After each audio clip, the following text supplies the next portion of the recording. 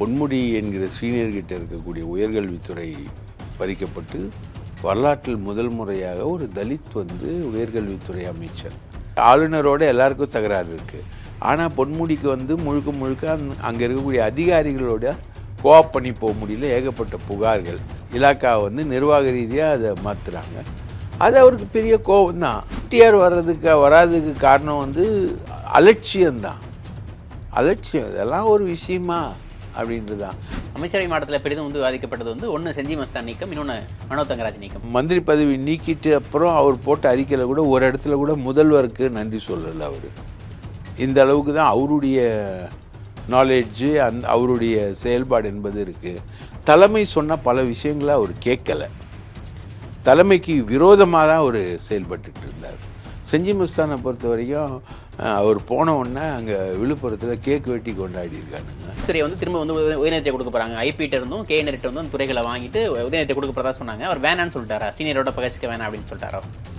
அவர் இப்போ ஒரு எலிவேஷனுக்கு வராருங்க. துணை முதலமைச்சராக வர்றாரு. திட்டம் மற்றும் செயலாக்கத்துறை கொடுத்துருக்காங்க. இந்த ஒரு துறையை வச்சு எல்லா மினிஸ்ட்ரியும் இவர் உள்ளே புரிந்து வரலாம். துரைமுருகன் அவரோட ரியாக்ஷன் மேடையில் வேறு மாதிரி இருந்தது. அவர் மேலே ஏறி வரும்பொழுது அவர் கை கொடுக்கவே தயங்கினார். அதுலேருந்து தெரிஞ்சு ஆனால் உதயநிதியோட ஷூனஸ் பாருங்கள். அங்கே பிரச்சனை அவர் அந்த மாதிரி பண்ணாருன்னொன்னே ஈவினிங்கே போய் வேலூரில் வீட்டில் அவங்க மனைவி எல்லாரையும் போய் பார்த்துட்டார். ஸ்டாலின் பிளேஸுக்கே காம்பீட் பண்ணுறவங்க அவங்க. அதனால் கனிமொழியெலாம் என்றைக்குமே விரும்பினது கிடையாது. கனிமொழியை போய் உதயநிதி பார்த்தார். உதயநிதியோட டைப் எப்படின்னா, நீங்கள் எந்த ப்ராப்ளமேட்டிக் அப்படின்ற ஒரு சிச்சுவேஷனுக்குள்ளே நான் உள்ளே போய் அந்த ப்ராப்ளத்தை சால்வ் பண்ணுவேன் அப்படின்ற டைப்பு தான் உதயநிதி. நான் விளையாட்டுத்துறை மந்திரி, திட்டம் செயலாக்கத்துறை, சிறப்பு திட்டம் அப்படியே விடுங்கப்பா, நான் துணை முதலமைச்சர் அப்படின்னு அவருடைய டிஃபென்சிவ் ட்ராவல் அப்படி. கோவையில் அண்ணாமலை போட்டி போடுறதுக்கு மணல் மாஃபியா 150 கோடி ரூபா கொடுத்ததா சொல்கிறாங்க. ஏன் கொடுத்தீங்கன்னு கூப்பிட்டு கேட்டப்போ எங்களுக்கு துரைமுருகன் தான் கொடுக்க சொன்னார். திமுகவுடைய பொதுச் செயலாளர் திமுகவை அழித்தே தீர்வோன்ற ஒரு பிஜேபிக்காரனுக்கு காசு கொடுத்துருக்காரு. எலெக்ஷனில் நின்று ஜெயிக்கிறதுக்கு காசு கொடுத்துருக்காரு.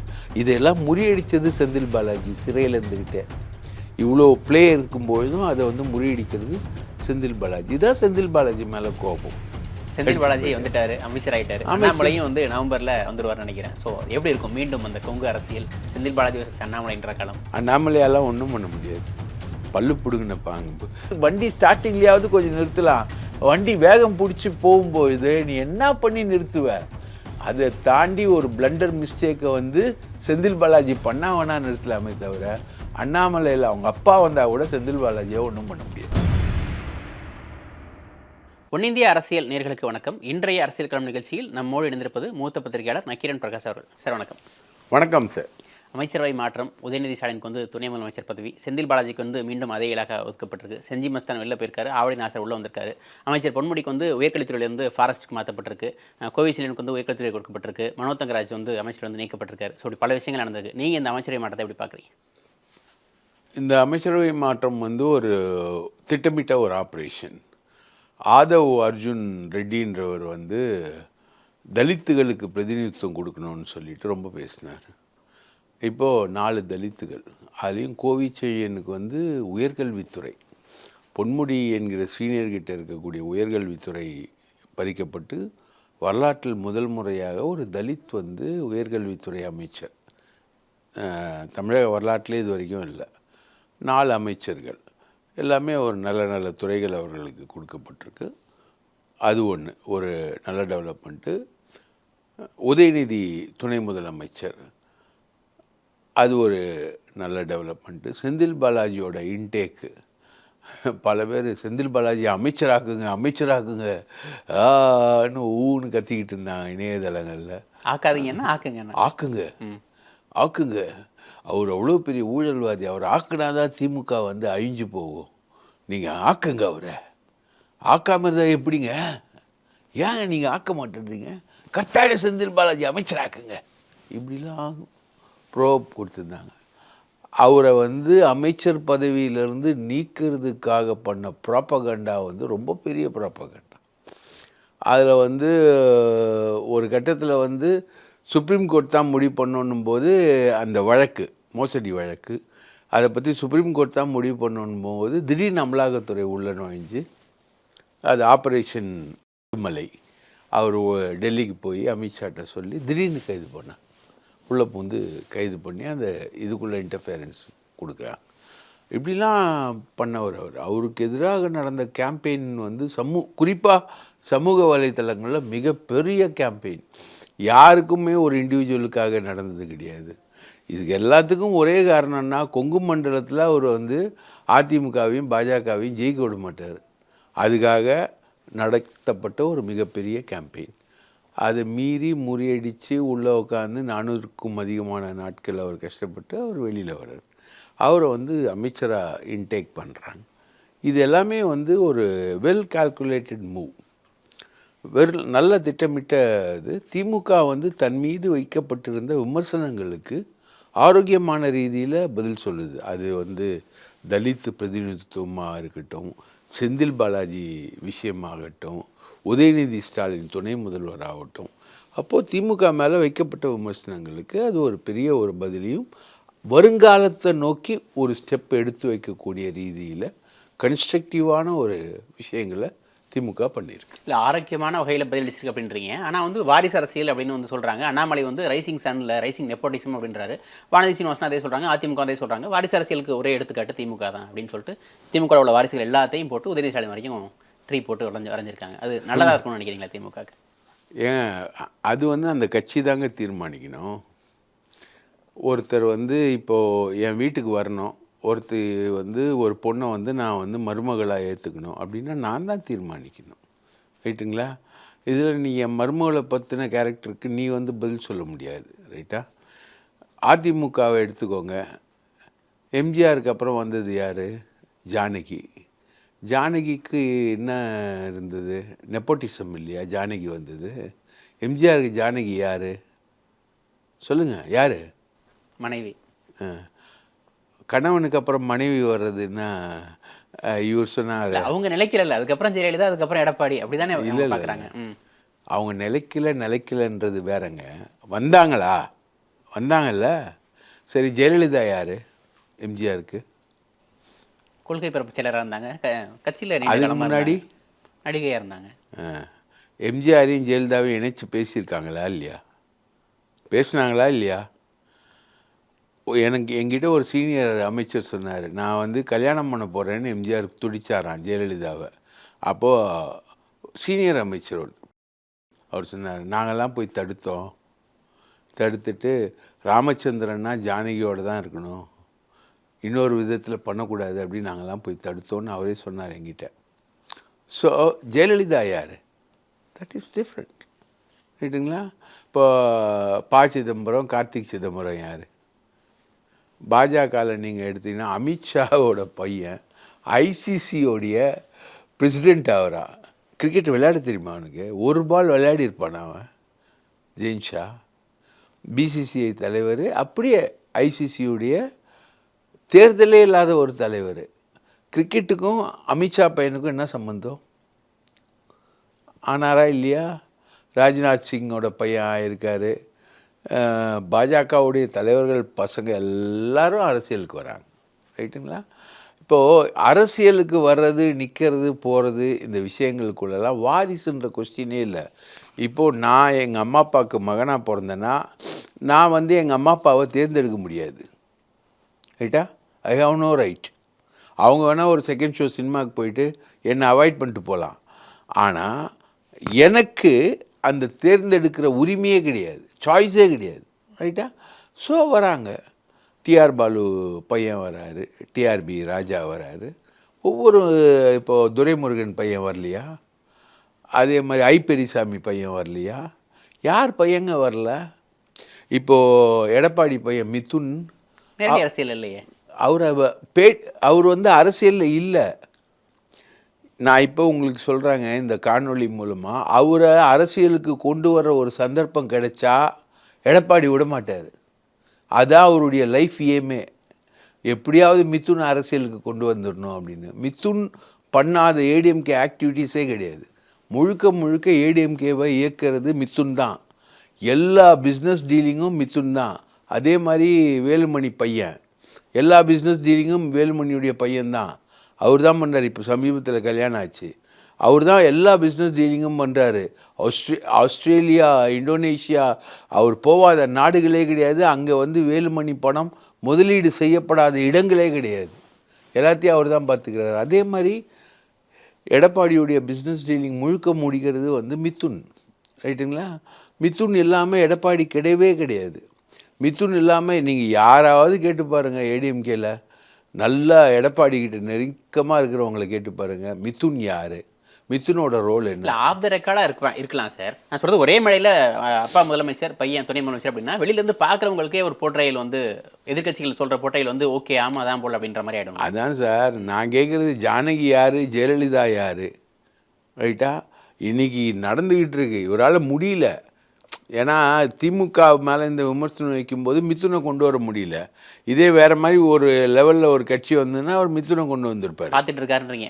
கண்டிப்பாக நீங்கள் வேணால் எழுதி வச்சுக்கோங்க, இன்றைக்கி இல்லைன்னா நாளை வந்து அவர் கொண்டு வந்துடுவார். ஸோ இது வந்து இவங்க எல்லாருமே வந்து அவங்கவுங்க தந்தைகளுடைய பாணியில் பார்த்து அரசியலுக்கு வந்துக்கிட்டு இருக்காங்க. உதயநிதி வந்து சாதாரணமாக வரல. உதயநிதி வந்து திரைப்படங்களில் நடிக்கிறாரு. அவர் வந்து ஒரு எம்எல்ஏவாக நிற்கிறாங்க. எம்எல்ஏவாக நிற்கும்போது அதுக்கப்புறம் மந்திரியாக செலக்ட் பண்ணுறாங்க. எம்எல்ஏவை யார் அவங்க தேர்ந்தெடுத்தாங்க? மக்கள் தானே. மந்திரி ஆக்கினப்போ அவருக்கு எதிர்ப்பு தெரிவிக்காதது யார்? திமுக எம்எல்ஏக்கள் தானே. அவர் மந்திரியாக ஏற்றுக்கிட்டாங்களா? மந்திரியில் ஒரு சின்ன ப்ரமோஷன் தான் அந்த துணை முதல்வர்ன்றது. இது ஒன்றும் பெரிய, இதுக்கு வந்து கவர்னர் ஸ்வேரிங்கன்னே கிடையாது. நேற்று பார்த்தீங்கன்னா அவருக்கு ஸ்வேரிங்கன் கிடையாது, ஒரு அஃபிஷியல் ஆர்டர், அவ்வளோதான். இது எந்த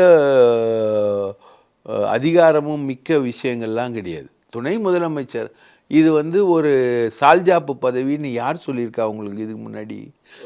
ஓபிஎஸ் க்ளீனாக சொல்லியிருக்காரு, அது ஒன்றும் பதவியே கிடையாதுங்க அப்படின்னு. ஸோ மந்திரியாக வந்த வரைக்கும் ஓகே இல்லை உதயநிதி. அதுக்கப்புறம் துணை முதலமைச்சராக வராரு.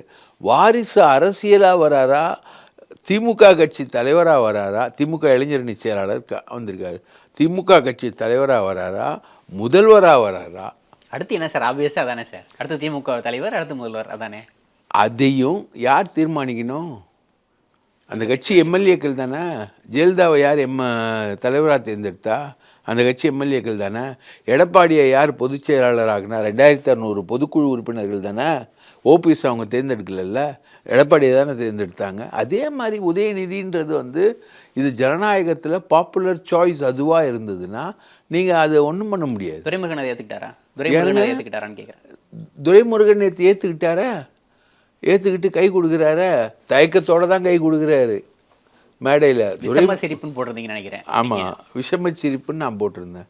அதுக்கு 1008 அர்த்தங்கள் இருக்குது. துரைமுருகனுக்கு 1008 அர்த்தங்கள் இருக்குது. அதெல்லாம் வந்து ஒரு கட்சிக்குள்ளே இருக்கும். இப்போது பொன்முடிக்கு வந்து இலாக்காவை வந்து மாற்றுறாங்க. கோவிச்செய்யனுக்கு அந்த இலாக்காவை கொடுக்குறேன். பொன்முடிக்கு வருத்தம். என்ன காரணம் நினைக்கிறீங்க? திமுகனாலே உயர்கல்வித்துறைனா பொன்முடி அப்படின்றது வந்து ஒரு எழுதப்படாத ஒரு விதி. அது எப்படி? ஏன் அது வந்து இன்னைக்கு சமத்துவபுரத்தை சேர்ந்த ஒரு தலித்துக்கு கொடுத்துருக்காங்க. தலித் தலைவருக்கு. அவர் வந்து வெல் வேர்ஸ்டு, அவர் நல்லா பேசக்கூடிய ஆள், நல்லா படித்தவர், நல்ல விஷயங்களோட ஞானங்களோட இருக்கக்கூடியவர். பொன்முடிக்கு வந்து அந்த துறையில் வந்து அதிகாரிகளோட நிறைய தகராறு, கொஞ்சம் நஞ்ச தகராறுலாம் கிடையாது. ஆளுநரோடவும் தகராறு. ஆளுநரோட தகராறு இருக்கட்டும். ஆளுநரோட தகராறு இல்லாதவன் யார்? எல்லாரோடைய ஆளுநரோட எல்லாருக்கும் தகராறு இருக்குது.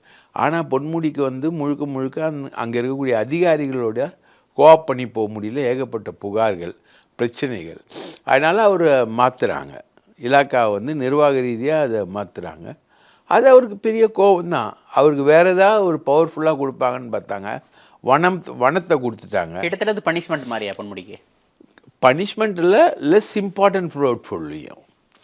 இப்போ வருவாய்த்துறை கொடுத்துருக்கலாம், இல்லை மின்சாரம் கொடுத்துருக்கலாம், இல்லை வேறு ஏதாவது கொடுத்துருக்கலாம், இல்லை நேருவோட துறையை எடுத்து கொடுத்துருக்கலாம், இல்லை துரைமுருகன் துறையை எடுத்து கொடுத்துருக்கலாம். அந்த மாதிரி பொன்முடியை வந்து ஹானர் பண்ணுறதுக்கு பதில் வனத்துறை அமைச்சர் அப்படின்ற அடிப்படையில் ஒரு ஹானர் பண்ணி. சொத்து குவிப்பு வழக்கு ஒரு காரணம் இல்லை, அவர் மேலே அந்த சொத்து குவிப்பு வழக்கு ஒரு காரணம் இல்லை. அதெல்லாம் வழக்குகள்லாம் எல்லா அரசியல்வாதிகள் மேலேயும் இருக்கும். எடப்பாடி மேலே இல்லாத வழக்கா? வேலுமணி மேலே இன்னைக்கு இல்லாத வழக்கா? வேலுமணி ஒருத்தரை வச்சு லஞ்ச ஒழிப்புத்துறையை சரி கட்டிக்கிட்டு இருந்தார். அதில் வேலுமணியுடைய மவுத் பீஸாக இருக்கிறவர் லஞ்ச ஒழிப்புத்துறையை சரிக்கிட்டு இருந்தார். லஞ்ச ஒழிப்புத்துறை அவர் சிறைக்கு போனோன்னா லஞ்ச ஒழிப்புத்துறை ஒரு கேஸ் போட்டுருச்சு அவர் மேலே. அவர் மேலே இல்லாத கேஸ், எல்லார் மேலேயும் கேஸ் இருக்குது. அரசியல்வாதிகள் மேலே கேஸுன்னு நீங்கள் பார்த்தீங்கன்னா யாருமே அரசியலுக்கு வந்திருக்கவே முடியாது. சபரீசன் நேற்று அந்த அமைச்சரவை மாற்றத்துக்கு வராதும் ஒரு கேள்வி எழுப்புறாங்க. துணை முதலமைச்சராக உதயநிதி ஸ்டாலின் வர்றதை சபரீசன் விரும்பலையா அப்படின்ற ஆங்கிளையும் பார்க்குறாங்க. அதை எப்படி பார்க்குறீங்க? சார் பிடிஆர் வரல சார். பிடிஆர் வராதுக்கு வந்து ஃப்ளைட் வந்து மிஸ் ஆகிடுச்சு மாதிரி சொல்லப்பட்டது. ஃப்ளைட்டு டிலே ஒரு மேட்ரா சார். தொழில்நுட்ப சிவசங்கர் வந்து லண்டனில் இருக்கார். Okay, that can be acceptable. அவர் லண்டனில் முன்னாடியே போயிட்டார். செந்தில் பாலாஜி இப்போ வருவாருன்னு தெரியாது. கவர்னர் வந்து இதுக்கு ஒத்துப்பார். எப்போவுமே அவங்க மகள் வீடு கட்டுறதை பார்க்குறதுக்கு சாட்டர்டே சண்டேயில் போகிறவர் தான் கவர்னரு. அவர் வந்து டெல்லியில் அவர் வந்து இதுக்கு ஒத்துப்பாருன்னு யாரும் எதிர்பார்க்கல. சடனாக ஒத்துக்கிட்டாரு. உடனே அமைச்சரவை மாற்றத்துக்கு போகிறாங்க. சிவசங்கர்து ஓகே. பிடிஆர் வந்து அவருக்கு ஒரு ஃப்ளைட் இல்லை, டிலே ஆகுது, 2 நாளைக்கு முன்னாடி தெரியக்கூடிய விஷயம். அவர் வந்து ட்ரெயினில் கூட வரலாமே. அடுத்த ஃப்ளைட்டில் வந்து பார்த்துட்டு உதயநிதின்றாங்களே. அடுத்த ஃப்ளைட்டில் வராரு. அவரும் ரெண்டுமே ஒன்று தானே. சபரீசன் பிடிஆர் பார்க்காத ஒரு காரணம். சபரீசன் வந்து பர்சனல் ரீசன்ஸ் தான். அது ஒன்றும் அவங்களுக்கும் அவருக்கும் உதயநிதி ரொம்ப பெட்டு. அவங்களுக்குள்ளே இருக்கக்கூடிய ஈக்குவேஷன்ஸ் எனக்கு நல்லா தெரியும். அதுக்குள்ளெல்லாம் ஒன்றும் பிரச்சனை இருக்க மாதிரிலாம் தெரில. ஏன்னா புதுசாக நீங்கள் தான் பிரச்சனை. இன்டர்னல் கான்ஃப்ளிக்ட் எதுவும் இல்லைன்றீங்க? இன்டர்னல் கான்ஃப்ளிக்ட் சப்ரீசனுக்கும் உதயநிதிக்கும் சுத்தமாக கிடையாது. இப்போ பிடிஆர் வர்றதுக்கு என்ன காரணம் நினைக்கிறீங்க? பிடிஆர் வராதுக்கு காரணம் வந்து அலட்சியம்தான். அலட்சியம். இதெல்லாம் ஒரு விஷயமா அப்படின்றது தான். பிடிஆர் நிதி அமைச்சராக இருக்கார். இப்போ தங்கம் தென்னரசு நிதி அமைச்சராக இருக்கார். பிடிஆர் வந்து உயர்கல்வித்துறை கூட அவருக்கு கேட்டாங்க, நீங்கள் ஹோல்ட் பண்ணுறீங்களான்னு. அவர் முடியாதுன்னு சொல்லிட்டார் அதுக்கு. ஏன்னா அவரோட லாங்குவேஜ் வந்து அவர் இன்டர்நேஷ்னல் சிட்டிசன். அவர் பேசுகிறது வந்து அவருக்கு தான் தெரியும். அவரால் தான் அதை புரிஞ்சிக்க முடியும். ரைட்டுங்களா? அந்த மாதிரி பேசக்கூடிய ஆள். அவர் பேசினது தான் நமக்கு நல்லா தெரியுமே. ஒரு டேப்பாகவும் இதுவாகவும் அதுவாகலாம் வெளியில் வந்து திமுகவே போயிட்டாங்களே சார். அதான் போய் எனக்கு தெரிஞ்சும் போய் தான். அவங்க பொய்ன்னு சொல்லும்போது அதை நிரூபிக்க வேண்டிய, அதை உண்மைன்னு சொல்லிட்டு நான் சொல்ல வேண்டிய அவசியம் இல்லை. ஆனால் அவர் பேசக்கூடிய ஸ்டைல் என்பது பர்சனலாக நெருங்கி பார்க்கும்போது ரொம்ப டிஃப்ரெண்ட்டாக தான் அவர் பேசுவார். ரொம்ப டிஃப்ரெண்ட்டாக தான் இருப்பார். அவர் நிதித்துறை அமைச்சராக இருந்து ஒரு விஷயத்தை சொல்கிறது ஒன்று இருக்குது. இதை செய்யுங்க அப்படின்னு சொல்கிறதுக்கு இருக்குது. ஏய் செய் அப்படின்றது இன்னொரு விதம் இருக்குது. இந்த 2வது விதம் தான் அவர்கிட்டேருந்து வரும். அதனால் கஷ்டம். செந்தில் பாலாஜிக்கு மீண்டும் அதயத்துறை கொடுக்கப்பட்டிருக்கு. மின்சாரம் மற்றும் மதுவிலக்கு. இப்போ ஏற்கனவே வந்து செந்தில் பாலாஜி மேலே பல விஷயங்கள். அதில் குறிப்பாக அவர் ரிலீஸ் ஆனதுக்கப்புறம் வந்து சிஎம் போட்ட ட்வீட், உன் தியாகம் பெரிது, உன் உறுதியை அதனினும் பெரிது, எமர்ஜென்சி காலத்தை விட அதிகமான நாட்கள் இருந்திருக்கீங்க, 6 உயிர் சகோதரர் அப்படிலாம் போட்டது பலரும் வந்து பல மாதிரி விமர்சித்தாங்க. குறிப்பாக வந்து ஜாமீனில் வந்தவர் வந்து தியாகின்னு சொல்கிறதா அப்படின்னு எடப்பாடி அவர்களும் விமர்சித்தாங்க, வானதி அவர்களும் விமர்சித்தாங்க. திரும்ப மீண்டும் அமைச்சரவையில் பதவி கொடுக்குறப்ப அது வந்து வழக்கை இன்ஃப்ளூயன்ஸ் பண்ணுற மாதிரி ஆகாதா அப்படின்ற கேள்வியும் வந்து எழுப்புறாங்க. இப்போ கூட உச்சநீதிமன்றம் வந்து ஒரு சிறப்பு நீதிபதியை போடணும் செந்தில் பாலாஜி வழக்கை மட்டும் விசாரிக்கிறதுக்காக அப்படின்றாங்க. ஸோ வந்து இவ்வளோ நெருக்கடி இருக்க நேரத்தில் அவருக்கு மீண்டும் அதே பொறுப்பை கொடுக்க வேண்டிய தேவை இருக்கா அப்படின்னு? கண்டிப்பாக இருக்குது. அதாவதுங்க, எதிரி உன்னை தாக்குகிறான் என்றால் நீ மிக சரியாக இருக்கிறாய் என்ற அர்த்தம். அதுதான் தியாகின்றீங்க. கேளுங்க, நான் தியாகி நான் சொல்ல, திமுக சொல்லுது. எதிரி நான் மாவோட கோட்டிங் சொல்கிறேன். எதிரி உன்னை தாக்குகிறான் என்றால் நீ மிக சரியாக இருக்கிறாய் என்ற அர்த்தம். தமிழகத்தில் இல்லை, இந்தியாவில் வந்து திராவிட இயக்கத்துக்கு எதிரி யார்? இந்துத்துவ இயக்கம், பிஜேபி. அவங்க வந்து உன்னை தாக்குறாங்க. அவங்க வந்து அரவிந்த் கெஜ்ரிவாலை தாக்குனாங்க, மணிஷ் சிசோடியாவை தாக்குனாங்க, ஜார்க்கண்டு சிபு சோரனை தாக்குனாங்க, வெஸ்ட் பெங்காலில் பல கேஸ்கள் போட்டாங்க. ஏகப்பட்ட கேஸ்கள் அவங்க போட்டுக்கிட்டே இருந்தாங்க. அவங்களால தாக்கப்பட்டவங்க டிகே சிவகுமார் கர்நாடகாவில். அவங்களோட அவங்க வந்து உன்னை தாக்குறாங்கன்னா நீ வந்து பொட்டென்ஷியலான ஆள். ரைட்டுங்களா? டக்குன்னு செந்தில் பாலாஜி வழக்கில் வந்து நார்மல் ப்ராசஸை இன்டர்ஃபியர் பண்ணி அமலாக்கத்துறை உள்ளே குதித்து அவரை வந்து அரெஸ்ட் பண்ணி உள்ளே தூக்கி உட்கார வச்சு பிஎம்எல்ஏக்குள்ளே அவரை கொண்டு வந்து, பிஎம்எல்ஏன்றது என்ன சட்டம்? உங்களுக்கு அவ்வளோ ஈஸியாக பெயில் கிடைக்காது. அதுக்கான சட்டம். அவருக்கு பெயில் வந்து பல முறை ரிஜெக்ட் பண்ணப்பட்டு அவர் வந்து உடல் அளவில் தோய்ந்து போய் நொந்து போய் நூடுல்ஸ் ஆகி கோர்ட்டில் மயங்கி விழுந்து அவருடைய ஹார்ட் சர்ஜனே காவேரி ஹாஸ்பிட்டல் டாக்டர் அவரே வந்து இவரை பார்க்க விடாமல் பண்ணி இவ்வளவும் மோசமான கொடுமைகளுக்குள்ளே அவரை உள்ளே தள்ளி, ஒரு ஹார்ட் பேஷண்ட்னா ரொம்ப சென்சிட்டிவ்ங்க. நானும் ஹார்ட் பேஷண்ட் தான். எனக்கும் பிளாக்ஸ் வந்தது. நான் அதுக்கப்புறம் வேறு மெத்தடில் அதை வந்து கிளியர் பண்ணியிருக்கேன். ஆனால் ரெகுலர் மெடிகேஷன் கன்ஃபார்மாக இருக்கணும். நான்லாம் ஒரு நாளைக்கு 25 மாத்திரை சாப்பிட்ணுன்றது டிஸ்கிரிப்ஷன். அந்த நோயில் பாதிக்கப்பட்டு பைபாஸ் சிகிச்சை செய்யப்பட்ட ஒருவருக்கு உரிய சிகிச்சைகள் செய்யப்படல. பெரிய அளவுக்கு அவருக்கு சிகிச்சைகள் கொடுக்கப்படல. அவரை வந்து காவேரி மருத்துவமனை டாக்டர்ஸே வந்து பார்க்க முடியாத அளவுக்கான சிச்சுவேஷன். ரைட்டுங்களா? சிறை உணவுகள், அங்கே இருக்கக்கூடிய வசதி குறைபாடுகள். ரைட்டுங்களா? அங்கே யாரும் ஏர் கண்டிஷன் பண்ணி கொடுக்க முடியாது. செந்தில் பாலாஜிக்குன்னு ஏர் கண்டிஷன் ரூம்லேயே வச்சுருந்தாங்க. செந்தில் பாலாஜி சகல வசதியோடு இருந்தார் விமர்சிக்கப்பட்டது. அது எந்த அளவுக்கு உண்மைன்னு தெரியும். சகல வசதிகளோடு இருந்தாலும் விமர்சிக்கப்பட்டது. ஒரு மேக்சிமம் அவருக்கு கொடுக்கப்பட்ட வசதி வந்து ஒரு ஹாஸ்பிட்டலில் கிளினிக்கில் அவர் படுத்து இருந்தார், அவ்வளோதான். ரைட்டா? ஒருத்தர் வெளியில் வந்து சொல்லிட்டார் 2 இட்லி தான் சாப்பிட்றாருன்னு. செந்தில் பாலாஜி அவ்வளோதான் சாப்பிட முடியும். ஹார்ட் பேஷண்ட்டுக்கு வந்து டயட் வந்து டோட்டல் கண்ட்ரோல்டு டயட். ஸோ இவ்வளோ கொடுமைகளையும் 400க்கு மேற்பட்ட நாட்கள் வந்து அவர் அனுபவிச்சுட்டு அவ்வளோ பெரிய தாக்குதல் அவர் மேலே தொடுக்க போகிறதுக்கு என்ன காரணம்? சட்டமன்றத்தில் 11 தொகுதிகள் வந்து அதிமுக ஜெயிக்குது. அதே கோவையில் வந்து இவர் 100 மாநகராட்சியில் 95 மாநகராட்சி இவர் ஜெயிச்சிடுறார். இவர் நின்றுறார். அப்போது இவரை பார்த்து பயப்படுது. அப்போது அண்ணாமலை போய் சொல்கிறார், ஏங்க இந்த மாதிரி இருக்கார் இவரை நீங்கள் வச்சுருந்தீங்கன்னா ஆபத்து, நம்ம கொங்கு மண்டலத்தில் நம்மளால் வளர முடியாது, போக முடியாது, நிற்க முடியாதுன்னு சொல்லிட்டு அவர் சொல்கிறார். சொன்ன உடனே அவருடைய பேச்சை கேட்டு தமிழகத்தில் பாஜக வந்து பெரிய அளவுக்கு ஜெயிக்கணும்னா செந்தில் பாலாஜி உள்ளே இருக்கணுன்றது இவரோட கண்டிஷன், அண்ணாமலையுடைய கண்டிஷன். தூக்கி உள்ளே உட்கார வைக்கிறாங்க. ஸோ தாக்குதல். அப்போது செந்தில் பாலாஜி நல்ல முறையில் செயல்பட்டது தானே. ஈரோடு கிழக்கு தேர்தலாக இருந்தாலும், உள்ளாட்சி தேர்தலாக இருந்தாலும், மற்ற தேர்தலாக இருந்தாலும் ஜெயிக்கிறாரு. இப்போ நீங்கள் இவரை வெளியே விட்டிங்கன்னா பார்லிமெண்ட் தேர்தலில் பிஜேபிக்கு காயத்தை ஏற்படுத்துவார்னாங்க. அவர் உள்ளே காயத்தை ஏற்படுத்தினார். ரைட்டா? உள்ளே இருந்துக்கிட்டே தன்னை சந்திக்க வரக்கூடிய நபர்களை வச்சு அவங்கக்கிட்ட இன்ஸ்ட்ரக்ஷன்ஸு இந்த விஷயங்கள்லாம் கேட்டு தெரிஞ்சுக்கிட்டே வியூகத்தை அமைச்சு அவர் வந்து தோற்கடித்தார். இல்லை, செந்தில் பாலாஜி வந்து களத்தில் ஜெயிக்கக்கூடியவர், ஜெயித்து காமிச்சிருக்காரு அப்படின்றதுல மாற்று கருத்து இல்லை. ராமதாஸ் அவர்களாகட்டும், எடப்பாடி அவர்களாகட்டும், பாஜக என்ன சொல்லுது அப்படின்னா, இலாகா இல்லாத அமைச்சராக இருந்தப்போ வந்து ஒரு இன்ஃப்ளூயன்ஸ் பண்ணுவார் வழக்கில் அப்படின்னு சொல்லப்பட்டு, அதுக்கப்புறம் தான் வந்து இலாகா இல்லாத அமைச்சராக இருந்துட்டு அதுக்கப்புறம் அமைச்சர் பதவி வந்து ராஜினாமா பண்ணுறாரு. இப்படி இருக்கப்ப திரும்ப மீண்டும் அமைச்சரானா அவர் வழக்கில் வந்து இன்ஃப்ளூயன்ஸ் பண்ண மாட்டார் அப்படின்றதுக்கு வந்து என்ன ஆதாரம் இருக்குது, என்ன ஒரு நியாயமான காரணம் இருக்குது? சார், முதலமைச்சராக இருந்தாங்க ஜெயலலிதா. அவங்க என்ன வழக்கில் இன்ஃப்ளூயன்ஸ் பண்ணாமலா இருந்தாங்க? பண்ணாங்க. ஸோ ஒரு வழக்கோட தன்மையை நீங்கள் ஆராய்ஞ்சி பார்க்கும்போது இஃப் இட் இஸ் ட்ரூ நீங்கள் தப்பவே முடியாது. ரைட்டுங்களா? சொத்து குவிப்பு வழக்கில் ஜெயலலிதா சொன்ன ஸ்டேட்மெண்ட்ல தெரியுமா? சசி, நீயும் நானும் 5 வருஷம்னு எழுதி கொடுத்துடலாம் சசி. அந்த அளவுக்கு கிளியர் கட் கேஸு அந்த இன்வெஸ்டிகேஷன் ப்ராசஸ். இந்த வழக்கே வந்து முன்னாடி நடந்த விஷயங்கள் எல்லாமே, வழக்கோட சாராம்சமும் முன்னாடி நடந்த விஷயங்கள். அதை வந்து இப்போ பெயில் கண்டிஷனே என்ன, நீங்கள் வந்து சாட்சிகளை எந்த விதத்துலையும் கலைக்கக்கூடாதுன்றதான் கண்டிஷன்.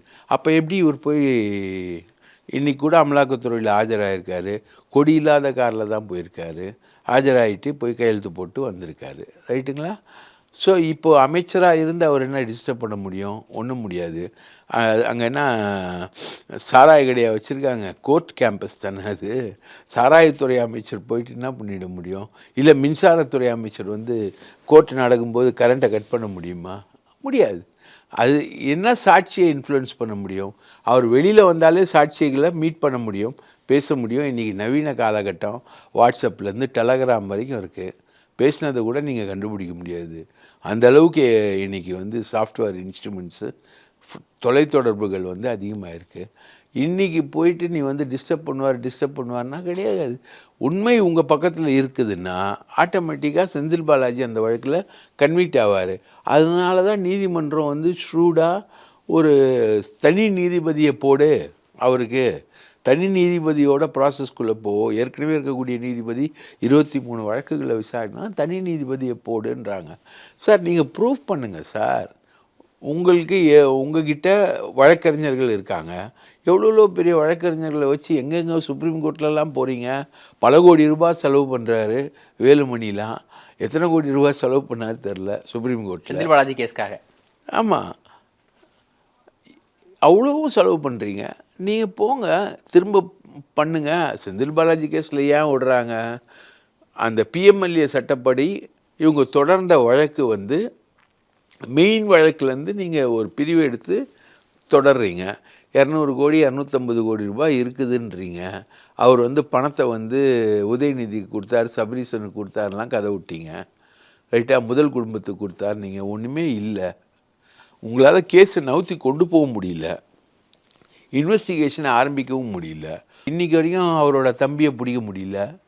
நீங்கள் தான் சிபிஐ வச்சுருக்கீங்க, ஐபி வச்சுருக்கீங்க. பாகிஸ்தானில் போயிட்டு தாக்குதல் நடத்திட்டு வரீங்க, துல்லியமாக அடிச்சுட்டு வரீங்க. ஏன் செந்தில் பாலாஜியோட தம்பி அசோக் எங்கே இருக்காருன்னு கண்டுபிடிங்க. ஏன் உங்களால் முடியல? அப்போ உங்களால் முடியலல்ல, அப்போ நீங்கள் விட்டு போங்க. இது ஒன்றே இன்ஃப்ளூயன்ஸ் பண்ணுவார்னு ஏன் அதுக்குள்ளே வரீங்க? இது வந்து போர்க்களம் சார். நீங்கள் வந்து அடிக்கிறீங்க, என்ன சாவடிக்க பார்க்குறீங்க. பூனையாக இருந்தால் கூட ஒரு மூலையில் தள்ளி நீங்கள் அடிச்சிங்கன்னா அது தன்னோட காலை தூக்கி அடிக்கும் திரும்பி. அது இயல்பு தானே. செந்தில் பாலாஜி தான் நிரபராதின்றதை ஃபைட் பண்ணுவார், கண்டிப்பாக ஃபைட் பண்ணுவார். அவர் மந்திரியாக இருந்தாலும் ஃபைட் பண்ணுவார், மந்திரி இல்லைனாலும் ஃபைட் பண்ணுவார், கண்டிப்பாக ஃபைட் பண்ணுவார். நீங்கள் வந்து குற்றவாளி அப்படின்றத நிரூபிங்க. ப்ராசிக்யூஷன் தானே நீங்கள் நிரூபிங்க, கொண்டு போங்க. 2000 பேர் என்ன 20,000 பேர் இருக்கட்டும், கொண்டு போங்க. அமைச்சரவை மாவட்டத்தில் பெரிதும் வந்து விவாதிக்கப்பட்டது வந்து ஒன்று செஞ்சி மஸ்தான் நீக்கம், இன்னொன்று மனோ தங்கராஜ் நீக்கம். அதுக்கான காரணம் என்னன்னு? அது ரெண்டுமே வந்து அவங்க பிஜேபி எதிர்ப்பு அரசியலை பண்ணான்னு சொல்லிட்டு 2 பேரையும் நீக்கிட்டாங்கன்னு ஒரு பிரச்சாரத்தை கிளப்பி. மனோ தங்கராஜுக்கு வந்து கடுமையாக சொல்கிறாங்க, பிஜேபி அரசுக்கு வந்து கடுமையாக எதிர்ப்பு தெரிவித்தவர், சிவில் சமூக சொசைட்டியோட இணைந்து பயணித்தவர், நாடார் பிரதிநிதித்துவம் இருந்துச்சு, அதையும் தூக்கிட்டாங்க அப்படின்னு பீப்புள்ஸ் வாட்ச் முதற்கொண்டு, ஹென்றி தி பென் அமைப்பு முதற்கொண்டு பலரும் வந்து அந்த கண்டனத்தை தெரிவித்தாங்க. இப்போ ஒரு ஃபோட்டோ ஒன்று வெளியாகிருக்கு. அவர் என்ன பிஜேபி எதிர்ப்பு அரசியல் பண்ணாருன்னு சொல்லிட்டு பண்ணுங்க. அதாவது ஆக்சுவலாக வந்து பார்த்திங்கன்னா, அங்கே ஒரு உள்ளாட்சி தேர்தலில் ஒரு மேயர் கேண்டிடேட் வந்து கட்சி திமுகவுக்கு விரோதமாக ஒருத்தர் வராரு. அவரை வந்து சுரேஷ் ராஜன் வந்து சப்போர்ட் பண்ணுறாரு. சுரேஷ் ராஜன் மேலே நடவடிக்கை எடுக்கிறாங்க. மனோ தங்கராஜ் தான் இன்றைக்கி வந்து திமுக ஆதரிக்குது, திமுக தலைமை ஆதரிக்குது. அதுக்கப்புறம் உட்கட்சி பிரச்சனைகள் ஏராளம் வெளிப்படையாக வந்து அந்த கட்சிக்குள்ளே நடக்கக்கூடிய மோதல் என்பது வெளிப்படையாக கன்னியாகுமரி மாவட்டத்தில் தெரிஞ்சுது. கேவலமாக அந்த விஷயங்கள் வாட்ஸ்அப்பு, ஃபேஸ்புக்கு, ட்விட்டரில் வந்து அது பெரிய அளவுக்கு விவாதிக்கப்பட்டது. அதோட ஒரு பகுதியாக தான் இப்போ அந்த மோதலோட ஒரு பகுதியாக தான் மனோ தங்கராஜுடைய ஒரு புகைப்படம் வந்து சர்ச்சைக்குரிய ஒரு புகைப்படம் இப்போ வெளியாகிருக்கு. இதெல்லாம் உட்கட்சி மோதல். அது இல்லாமல் அவருடைய மகன் வந்து கட்சிக்கு மீறி செயல்படுறாரு, அதிக அதிகாரங்களோட செயல்படுறாருன்ற ஒரு விமர்சனம் வந்தது. அது இல்லாமல் கேரளாவுக்கு பக்கத்தில் இருக்கக்கூடிய அந்த மாவட்டத்தில் இருக்கக்கூடிய குவாரிகளில் ஒரு ஆதிக்கம் செலுத்துகிறாரு, இயற்கை வளங்களை கொள்ளடிக்கிறாருன்னு ஒரு பெரிய அலிகேஷன் திமுகவினராலேயே முன்னெடுத்தப்பட்டது. ஒட்டுமொத்தமாக கன்னியாகுமரிக்கு மனோ தங்கராஜை தவிர வேறு வழியே கிடையாது. கன்னியாகுமரிக்கு ரெப்ரசன்டேஷன் கொடுக்கணுன்னா மனோ தங்கராஜ் தான் கொடுக்க முடியும். அவர் வந்து ஒரு கிறிஸ்தவ நாடார் பிரிவை சேர்ந்தவர், அதனால் அவரால் தான் கொடுக்க முடியும் அப்படின்றது ஒரு விஷயம் இருந்தது. அவர் வந்து நான் ஜனதா கட்சியிலேருந்து வந்தவர்.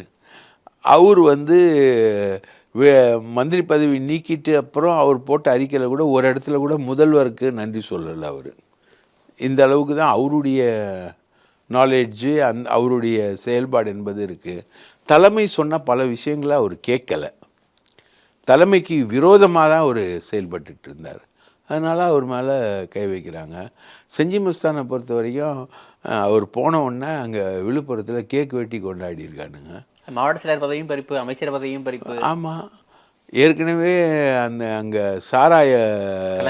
கள்ளச்சாராய சாவு அங்கே வரும்பொழுது அதில் வந்து தொடர்புடைய திமுககாரங்கெல்லாம் செஞ்சி மஸ்தான் ஆதரவோடு தான் நின்னாங்க அப்படின்னு.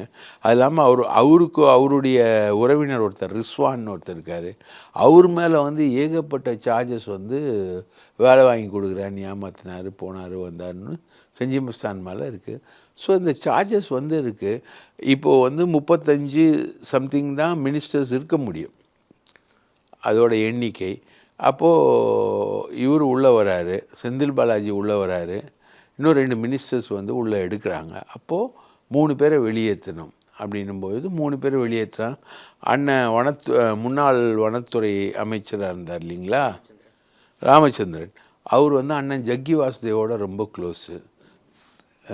ஜக்கி அவர் வந்து காவேரி காலிங் அப்படின்னு ஒரு விஷயத்தில் வந்து ஜக்கி வாசுதேவோட ரொம்ப க்ளோஸாக இருந்தாருன்னு ஒரு பெரிய அலிகேஷன்ஸ் ஒன்று அவருக்கு இருக்குது. நீலகிரியில் அவருக்கும் ராசா அங்கே எம்பி, முபாரக்னு ஒருத்தர் மாவட்ட செயலாளர், இவங்களுக்கும் ஏகப்பட்ட பிரச்சனைகள் அங்கே வந்தது. அது போச்சு. அவர் திறமையில்லாத ஒரு மினிஸ்டராகவும் இருந்தார். திறமையில்லாத மினிஸ்டர்களில் முக்கியமானவர் ராணிப்பேட்டை காந்தி. அவர் வந்து அதுக்கப்புறம் அவர் மேலே கடுமையான விமர்சனங்கள் வந்த உடனே அவர் வந்து தன்னுடைய போக்கை வந்து மாற்றிக்கிட்டு திருத்திக்கிட்டு சில விஷயங்கள் நல்ல விஷயங்களாக பண்ணதுனால அவர் தப்பிச்சார். துரைமுருகன் மேலே கடுமையான விமர்சனம் வந்தது.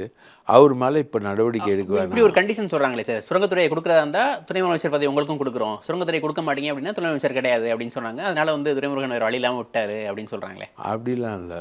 இல்லை, ஏற்கனவே ஒரு தடவை சொல்லியிருந்தாரு, துணை முதலமைச்சர் பதவி கொடுத்தா யார் தான் வேண்டாம்பா அப்படின்னு சொல்லி. அதெல்லாம் அவருடைய நப்பாசை. அவர் வந்து எடப்பாடிக்கும் ஃப்ரெண்டு, சீமானுக்கு ரொம்ப க்ளோஸ் ஃப்ரெண்டு. சமீபத்தில் பார்த்திங்கன்னா சீமான் வந்து துரைமுருகனை ஆதரிச்சுலாம் பேசியிருப்பார். 2-3 ஸ்டேட்மெண்ட்லாம் சீமான் கிட்டேருந்து வந்திருக்கும். சீமானையும் பேசுவார், அண்ணாமலைகிட்டேயும் ரொம்ப க்ளோஸு. எடப்பாடி ஃபஸ்ட்லேருந்தே அவருக்கு ரொம்ப க்ளோஸு. அண்ணாமலைக்கு நிறைய அமௌண்ட் கொடுத்து அமலாக்கத்துறை வந்து கலெக்டர்கள் மேலே கேஸ் போடும், ஆனால் கரிகாலன் மேலே, ரத்னம் மேலே, ராமச்சந்திரன் மேலே கேஸ் போடாது. அதுக்கு காரணம் அண்ணாமலைக்கும் துரைமுருகனுக்கும் இருந்த அண்டர்ஸ்டாண்டிங். அதனால் கேஸ் போடாமல் இருந்தது. அதுக்கப்புறம் இப்போ சீமான் வந்து துரைமுருகனுக்கு ஆதரவாக பேசக்கூடிய விஷயங்கள் இதெல்லாமே இருந்தது. கோவையில் அண்ணாமலை போட்டி போடுறதுக்கு மணல் மாஃபியா 150 கோடி ரூபா கொடுத்ததா சொல்கிறாங்க. ஏன் கொடுத்தீங்கன்னு கூப்பிட்டு கேட்டப்போ எங்களுக்கு துரைமுருகன் தான் கொடுக்க சொன்னார். துரைமுருகன் வந்து திமுகவுடைய பொதுச் செயலாளர். திமுகவை அழித்தே தீர்வோன்ற ஒரு பிஜேபிக்காரனுக்கு காசு கொடுத்துருக்காரு. எலெக்ஷனில் நின்று ஜெயிக்கிறதுக்கு காசு கொடுத்துருக்காரு. இதெல்லாம் முறியடித்தது செந்தில் பாலாஜி சிறையில் இருந்துக்கிட்டே. இவ்வளோ பிளே இருக்கும்பொழுதும் அதை வந்து முறியடிக்கிறது செந்தில் பாலாஜி. இதுதான் செந்தில் பாலாஜி மேலே கோபம், ரைட்டுங்களா? இது வந்து துரைமுருகன் வந்து எதை வேணால் செய்வார், எப்படி வேணால் செய்வார், அவரை கட்டுப்படுத்த முடியாது. அதே மாதிரி KN நேரு, அவங்கெல்லாம் சீனியர்ஸ், இவங்களெல்லாம் கட்டுப்படுத்த முடியாது, கேள்வியும் கேட்க. சில துறைகளை வந்து உதயநிதி கொடுக்க போகிறதா, இப்போ உள்ளாட்சித்துறையை வந்து திரும்ப வந்து உதயநிதியை கொடுக்க போகிறாங்க. ஐபிட்ட இருந்தும் KN இருந்தும் அந்த துறைகளை வாங்கிட்டு உதயநிதியை கொடுக்க போகிறதா சொன்னாங்க. அவர் வேணான்னு சொல்லிட்டாரா, சீனியரோட பகச்சிக்க வேணாம் அப்படின்னு சொல்லிட்டாரோ? அவர் வந்து இப்போ ஒரு எலிவேஷனுக்கு வராருங்க, துணை முதலமைச்சராக வராரு. திட்டம் மற்றும் செயலாக்கத்துறை கொடுத்துருக்காங்க. இந்த ஒரு துறையை வச்ச எல்லா மினிஸ்ட்ரியும் இவர் உள்ளே புந்து வரலாம், ரைட்டுங்களா? இது இல்லாமல் சிறப்பு திட்ட செயலாக்கத்துறை இது இருக்குது. இந்த 2 துறையை வச்சே கொண்டு வரலாம். ஆனால் இந்த 2 துறையை வச்சே அவர் கொண்டு வரலான்றதுனால பண்ணல. ரெண்டாவது, இவருடைய துணை முதல்வர் ஆவதற்கு வந்து சீனியர்கள் எதிர்ப்பு அப்படின்ற ஒரு சினாரியோ வந்து வந்துக்கிட்டே இருக்குது. எதுக்கு அதை இந்த சமயத்தில் வச்சுக்கணும், ரைட்டா? இது ஒரு விஷயம். யார் யாருக்கெல்லாம் விருப்பம்னு நினைக்கிறீங்க? துரைமுருகன் தவிர வேற யார் யாருக்கு விருப்பம்னு நினைக்கிறீங்க? நிறைய பேருக்கு உதயநிதி மேலே விருப்பம் இல்லை. குறிப்பாக துரைமுருகன் வந்து அவரோட ரியாக்ஷன் மேடையில் வந்து வேறு மாதிரி இருந்தது. அவர் மேலே ஏறி வரும்பொழுது அவர் கை கொடுக்கவே தயங்கினார். அதுலேருந்து தெரிஞ்சு. ஆனால் உதயநிதியோட ஷூனஸ் பாருங்கள். அங்கே பிரச்சனை அவர் அந்த மாதிரி பண்ணாருன்னொன்னே ஈவினிங்கே போய் வேலூரில் வீட்டில் அவங்க மனைவி எல்லாரையும் போய் பார்த்தார். கனிமொழி அவங்களுக்கும் வந்து உதயநிதி வந்து ப்ரமோட் ஆகிறதெல்லாம் கனிமொழியெல்லாம் என்றைக்குமே விரும்பினதே கிடையாது, ரைட்டுங்களா? அவங்க தான் ஸ்டாலின் பிளேஸுக்கே காம்பீட் பண்ணுறவங்க அவங்க. அதனால் கனிமொழியெலாம் என்றைக்குமே விரும்பினது கிடையாது. கனிமொழியை போய் உதயநிதி பார்த்தார். உதயநிதியோட டைப் எப்படின்னா, நீங்கள் வந்து எந்த ப்ராப்ளமேட்டிக் அப்படின்ற ஒரு சிச்சுவேஷனுக்குள்ளே நான் உள்ளே போய் அந்த ப்ராப்ளத்தை சால்வ் பண்ணுவேன் அப்படின்ற டைப்பு தான் உதயநிதி. அந்த மாதிரி ஒரு நல்ல டைப்பு, மெச்சூர்டான ஒரு. கனிமொழி நீண்ட காலமாக எப்படி எடுத்துப்பாங்க?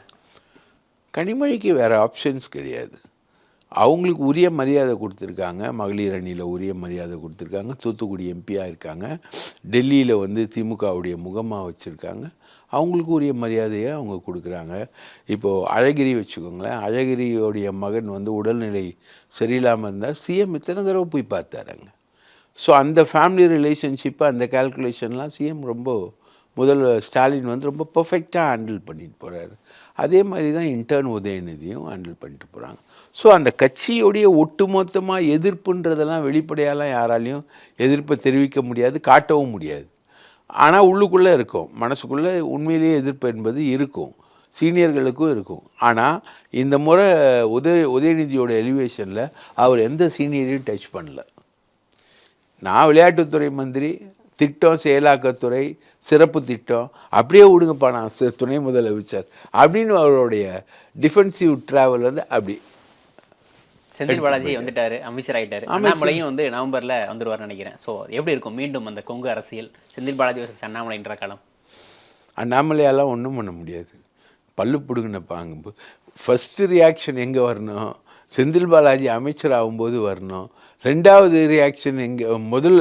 அதுக்கும் முன்னாடி ரியாக்ஷன் வரணும். அமலாக்கத்துறையாக அவருக்கு ஜாமீன் கொடுக்காத அளவுக்கு அமலாக்கத்துறையுடைய ஒர்க்குகளை வந்து அந்த வேகத்தை புலனாய்வு வந்து வேகப்படுத்தி, இவங்க சொன்ன மாதிரி 250 கோடி 300 கோடி செந்தில் பாலாஜி அக்கௌண்ட்டில் இருந்தது. செந்தில் பாலாஜி வந்து அதை வந்து பல்வேறு நாடுகளில் வந்து உதயநிதிக்கும் சபரீசனுக்கும் மாற்றி கொடுத்தாரு. அப்படி பண்ணார் இப்படி பண்ணார்னு இவங்க அவர் இருக்கும்போது இணையதளங்களில் பயங்கர லெங்க்த்தாக பேசினவங்கெல்லாம் எனக்கு நல்லா தெரியும். யார் யாருன்னு பேர் சொல்ல விரும்பலை இப்போ நான், ரைட்டா? அவங்க நல்லா இருக்கட்டும். பேசுனீங்கல்ல, அதை ப்ரூஃப் பண்ணியிருக்கணும்ல அண்ணாமலை அதை ப்ரூஃப் பண்ணியிருக்கணும். அண்ணாமலையால் முடியலல்ல, ப்ரூஃப் பண்ண முடியல. பெயிலில் வந்துட்டார் இல்லையா? ஏப்பா ஒரு செந்தில் பாலாஜி பெயிலில் வந்தால் பரவாயில்லப்பா, எல்லாருமே பெயிலில் வராங்கப்பா. மணிஷ் சிசோடியா பெயிலில் வர, அரவிந்த் கெஜ்ரிவால் பெயிலில் வராங்க, கவிதா பெயிலில் வராங்க, எல்லாருமே பெயிலில் வராங்க. இவ்வளோ தொலைவுக்கு கேவலமான ஒரு அமலாக்கத்துறையை நீங்கள் வச்சுருக்கீங்க. இதுக்கப்புறம் நீங்கள் பாருங்களேன், புதுசாக வந்த மோடி கவர்மெண்ட்டில் அமலாக்கத்துறையே காணோம். ஏன்னா இது மைனாரிட்டி கவர்மெண்ட்டு. அமலாக்கத்துறை நீ சொல்கிறதெல்லாம் செய்ய முடியாதுடா போடான்னுச்சு. அந்தளவுக்காக தான் இருக்கா. ஸோ பல்லு பிடுங்கின பாம்பு. அதில் இன்றைக்கி லண்டனில் உட்காந்து பாடம் படிச்சுக்கிட்டு இருக்க, அவர் 2 சப்ஜெக்டில் ஃபெயிலான் அண்ணாமலை. பாடம் படிச்சுக்கிட்டு இருக்க அண்ணாமலை இவர் என்னைக்கு வந்து செந்தில் பாலாஜியை ஃபேஸ் பண்ணி இமீடியட்டாக செந்தில் பாலாஜி கோவைக்கு போகிறாரு. கோவையில் வந்து டைடல் பார்க் ஒன்று ஓப்பன் பண்ணுறாங்க, சேலத்தில் ஒரு டைடல் பார்க் ஓப்பன் பண்ணுறாங்க. இனி ஃபுட் ஸ்டெப்பு போயிட்டே இருக்கும். இதுக்கு வந்து வண்டி வேகம் பிடிச்சி வண்டி ஸ்டார்டிங்லேயாவது கொஞ்சம் நிறுத்தலாம். வண்டி வேகம் பிடிச்சி போகும்போது நீ என்ன பண்ணி நிறுத்துவ? அதை தாண்டி ஒரு பிளண்டர் மிஸ்டேக்கை வந்து செந்தில் பாலாஜி பண்ணா வேணா நிறுத்தலாமே தவிர, அண்ணாமலையில் அவங்க அப்பா வந்தால் கூட செந்தில் பாலாஜியை ஒன்றும் பண்ண முடியாது. அதிமுக என்ன நடக்குதுன்னு நினைக்கிறீங்க? இப்போ அதிமுக வந்து ஒருங்கிணைப்பு யார் யாரெல்லாம் வந்து முன்னெடுக்கிறாங்களோ அவங்க மேலே வழக்கு போடப்படுது. திமுக சார்பில் லஞ்ச ஒழிப்பு வழக்கு போடப்படுது அப்படின்னு சொல்லி குற்றம் சாட்டுறாங்க. குறிப்பாக வந்து ஓபிஎஸ் தரப்பிலிருந்து இந்த ஒருங்கிணைப்பை முன்னெடுக்கும் வைத்திலிங்கம் மீதும், எடப்பாடி தரப்பிலிருந்து ஒருங்கிணைப்பை முன்னெடுக்கும் எஸ்பி வேலுமணி மீதும் லஞ்ச ஒழிப்புத்துறை வந்து வழக்கு போடுது. அதிமுக ஒருங்கிணைக்கூடாதுன்னு திமுக நினைக்குது அப்படின்னு குற்றம் சாட்டுறாங்க. எப்படி பார்க்குறீங்க? அதிமுக ஒருங்கிணைக்கிறதுக்கு எஸ்பி வேலுமணி யாரு? இவர் வேணா, வைத்திலிங்கம் வேணா, ஒரு ரிபல்லாக போனவர் ஒருங்கிணையும் அப்படின்லாம் சசிகலா சொல்லிக்கிட்டு இருக்குல்ல. வருங்கிற டிசம்பர் மாதத்திற்குள் ஒருங்கிணைஞ்சிடும். எனக்கு எல்லாரையும் தெரியும், நான் எல்லாத்தையும் பார்த்துப்பேன் அப்படின்னு. எடப்பாடியை நீங்கள் வந்து சாதாரணமாக எடை போடாதீங்க. எடப்பாடி ரொம்ப டிப்ளமேட்டிக்கானாலும் ரொம்ப ஷூடானாலும் அவர் சொல்லிட்டு ஒன்று யாரும் தேவை கிடையாது. எங்கள் கட்சி நாங்கள் முடிவு பண்ணுறோம், நாங்கள் கொண்டு போகிறோம், எல்லாம் பண்ணுறோம் அப்படின்றது. இல்லை அங்கிட்டுமே கேட்குறாங்களே, வேலுமணி கேட்குறாரு, தங்கமணி கேட்குறாரு, செங்கோட்டையன் கேட்குறாரு, சிவி சண்முகம் கேட்குறான்றாங்கல்ல. எங்கேயாவது ஓப்பனாக வெளியில் வந்து சொல்லுங்கள். அந்த எண்ணிக்கை 6லேருந்து 18 ஆயிடுச்சுன்றாங்க. இந்த ஒருங்கிணைப்பு கேட்குற எண்ணிக்கை 6லேருந்து 18 ஆயிடுச்சு. சரி, 18 பேரும் ஒரு அறிக்கை கொடுங்க ஓப்பனாக. நாங்கள் எடப்பாடியை ஏற்கவில்லை, எடப்பாடி ஒருங்கிணைப்பை ஏற்றால்தான் நாங்கள் எடப்பாடியை பொதுச் செயலாளராக ஏற்போம்னு தைரியம் எந்த வேல்மணியை சொல்லுங்கள். மாவீரனாச்சு அவர், தைரியம் தான் சொல்லுங்க. இல்லை பொது வழிக்கு பிரச்சனையை கொண்டு வரணுன்றதுக்காக மறைமுகமாக பேசிட்டு இருக்கலாம்ல. மறைமுகமாக பேசிகிட்டு இருக்காங்கன்னா எங்கே தெரியுது உங்களுக்கு? எங்கன்னு தெரியும்? நீங்கள் நான் அவங்க ஃபோனை ஒட்டு கேட்டிங்களா? உங்களுக்கு எப்படி தெரியும்? சும்மா ஃபீலர்ஸை விட்றது தானே. இப்படி பண்ணுறோம் அப்படி பண்ணுறோன்னு. வேலுமணி ஒரு செல்லா காசுங்க. வேலுமணியால் இன்னைக்கு இல்லை நாளைக்கு இல்லை என்றைக்குமே எதுவும் பண்ண முடியாது. வேலுமணியோட ப்ளஸ் பாயிண்ட் ஒன்றே ஒன்று என்ன தெரியுமா, அவரும் எடப்பாடியும் பிஸ்னஸ் பார்ட்னர்ஸ். இவர் காசு அவர் கையில் இருக்குது, அவர் காசு இவர் கையில் இருக்குது. இதுதான் வேலுமணிக்கோ எடப்பாடிக்கோ இருக்கக்கூடியது.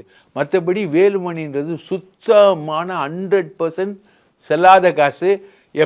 நான் கூட 2000 ரூபாய் நோட்டு வச்சுருக்கேன்ல, இப்போ எங்கள் பீரோவில் ஒரு 6 ஷீட் இருந்தது, எங்கள் அம்மா மடித்து வச்சுருந்தது. எங்கள் அம்மா இறந்து போயிட்டு அப்புறம் தேடும்போது இப்போ தான் கிடச்சிது. இந்த 2000 ரூபாய் நோட்டு வச்சு நான் என்ன பண்ணுவேன், பேக்கெட்டில் என் பர்ஸில் தான் வச்சுக்கிட்டு இருக்கேன் நான். அது இன்றைக்கி வரைக்கும் மாற்ற முடியல. ஒன்றும் டைம் இல்லைன்னு வச்சுக்கோங்களேன். ரிசர்வ் பேங்குக்கு போனால் அது கியூ நிற்கணும் ஃபார்ம். அந்த மாதிரி ஒரு செல்லாத காசு வேலுமணி. மோடியோட தொடர்பு இருக்குது, சசிகலாவோட தொடர்பு இருக்குது, ஜக்கியோட தொடர்பு இருக்குது, மேல்மட்டத்தில் எல்லாத்தோடையும் தொடர்பு இருக்குது, அவர் நினச்சா எல்லாத்தையும் பண்ண முடியும் அப்படின்னு சொல்கிறாங்கல்ல சார். எல்லாத்தையும் பண்ண வேண்டியதானே சார். அவரால் அவர் மேலே வரக்கூடிய டெண்டர் ஊழல் வழக்கையே தடுக்க முடியல. அது எடப்பாடி சொல்லி திமுக போடுது அப்படின்றாங்க. எடப்பாடிக்கும் திமுகவுக்கும் அண்டர்ஸ்டாண்டிங். சரி, நாளைக்கு கொடநாடு கேஸ் போட்டால் என்ன பண்ணுவாங்க, யார் சொல்லி போடாமல் இருக்கிறது காரணம் அண்டர்ஸ்டாண்டிங்ன்றாங்க. இல்லைங்க, கொடநாடு கேஸ் நாளைக்கு வருது, நீங்கள் எழுதி வச்சுக்கோங்க. வேலுமணியோட அண்ணன் வர்றாரு, அதில் அன்பரசன் வர்றாரு, அதில் எல்லாரும் வராங்க. குற்றவாளிகள் வந்து தப்பிச்சுட்டே போயிடுறாங்க. அந்த செக் போஸ்ட்டில் தப்பிச்சுட்டு ஊருக்கு போயிடுறாங்க. ஊருக்கு போன அப்புறம் தான் தெரியுதா இங்கே வந்து ஒரு காவலாளி கொல்லப்பட்டான்னு. அப்போ குற்றவாளிகள் எல்லாரையும் கூப்பிட்றாங்க. கூட்டுன்னு வந்துட்டு வேலுமணியுடைய சகோதரர் அன்பரசன் தான் ஒரு இடத்துல தங்க வைக்கிறாரு. அங்கேருந்து தான் அவங்க போய் போலீஸில் சரணடைகிறாங்க முரளி ரம்பா கிட்ட. இது வந்து இவனோட ஸ்டேட்மெண்ட்டு, சயானோட ஸ்டேட்மெண்ட். இது கம்ப்ளீட்டாக சயானோட ஸ்டேட்மெண்ட்டு. வேலுமணியுடைய சகோதரர் வந்து இன்வால்வ்டு அப்படின்றது சயானோட ஸ்டேட்மெண்ட்டு. நாளைக்கு கொடநாடு வழக்கு வருதுன்னு வச்சுக்கோங்களேன், வேலுமணி சொல்லி ரைட்டா, அவன் பிரதரே இன்வால்வ் ஆனாலும் பரவாயில்ல, எடப்பாடியை வந்து காலி பண்ணுங்க, இல்லைன்னா வேலுமணியை கூட விட்டுருவோம் இப்படி சொல்லுவாங்களே. சசிகலா சொல்லி ஸ்டாலின் போட்டார். எல்லாரும் சொல்லியும் போடுறதுக்கு என்ன ஸ்டாலினுக்கு வேறு வேலையே கிடையாதா? வேலுமணி மேலே சார்ஜ் வந்து அந்த கேஸ் வந்து போட்டது அறப்போர் இயக்கம், அதுவே லேட்டு போட்டது. கொடநாடு கேஸை தாமதப்படுத்துறாங்க அப்படின்னு சசிகலாவும் குற்றம் சாட்டுறாங்க, ஓபிஎஸும் குற்றம் சாட்டுறாங்க, திமுகவும் எடப்பாடி அண்டர்ஸ்டாண்டிங்ல இருக்காங்கன்னு சொல்லிட்டு தானே இருக்காங்க. ஸோ அது வந்து ஏதோ ஒரு வகையில் நியாயம். சசிகலா என்னி குற்றம் சாட்டினாங்க தாமதப்படுத்தினாங்கன்னு? கடைசி ஒரு ப்ரெஸ் மீட் வச்சாங்க, அப்போ கூட சொன்னாங்களே கொடநாடு வழக்கு விசாரிச்சு முடிச்சா உண்மை தெரிய வந்துடும், திமுக அதை வச்சே மிரட்டிக்கிட்டு இருக்கு. உண்மை தெரிய வந்துடும், மிரட்டிக்கிட்டு இருக்காங்கன்னு. இன்றைக்கும் அண்டர் இன்வெஸ்டிகேஷன் தான் அந்த கேஸு. அதில் வந்து சஜீவன் அப்படின்னு சொல்லக்கூடிய அக்யூஸ்ட் வந்து துபாயிலேருந்து ஆப்ரேட் ஆகிருக்கான். அதில் வந்து டெலிஃபோன் ரெக்கார்ட்ஸ் எல்லாமே வந்து அவன் இன்றைக்கி ஆம்ஸ்டாங் கொலை வழக்கில் சம்பவம் செந்தில் மாதிரி கம்ப்யூட்டர் ஃபோன் தான் யூஸ் பண்ணியிருக்கான். சஜீவனை பார்த்தா சம்பவம் செந்தில் கற்றுக்கினான் கம்ப்யூட்டர் லைனில் பேசுகிறதுக்கு. அது நீங்கள் ட்ராக் பண்ணவே முடியாது, கம்ப்ளீட்டாக ட்ராக் பண்ண முடியாதுன்னு வச்சுக்கோங்களேன். அந்த லைனில் தான் பேசியிருக்கான், அந்த லைனில் தான் அவன் பேசியிருக்கான். இதெல்லாம் ட்ராக் ரெக்கார்டு எல்லாமே எடுக்கணும். எடப்பாடிக்கு செக்யூரிட்டி ஆஃபீஸராக இருந்தவர் கனகராஜ் சாவதுக்கு முன்னாடி கனகராஜ்கிட்ட பேசியிருக்கார். எடப்பாடியுடைய செக்யூரிட்டி ஆஃபீஸர், அவருக்கு எந்த இன்ட்ரெஸ்ட்டும் கிடையாது கொடநாட்டில். அப்போது அந்த செக்யூரிட்டி ஆஃபீஸர் ஃபோனை வாங்கி எடப்பாடி பேசியிருக்காரு.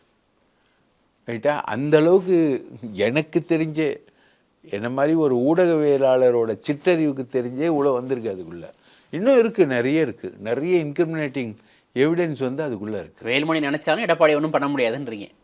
வேலுமணி இல்லைங்க, கொடநாடு வழக்கு அவங்க கையில் எடுத்தாங்கன்னா யாராலையும் எடப்பாடியை காப்பாற்ற முடியாது. அந்த அளவுக்கான எவிடன்சஸ் இருக்குது. வேலுமணியை காப்பாற்றிக்க சொல்லுங்கள். வேலுமணியுடைய சொத்து எல்லாமே போயிட்டுருக்கு, எல்லாமே கேஸ் ப்ராப்பர்ட்டிஸாக போயிட்டுருக்கு. வேலுமணி வந்து ஒரு செல்லா காசுங்க, அவரால் ஒன்றும் பண்ண முடியாது.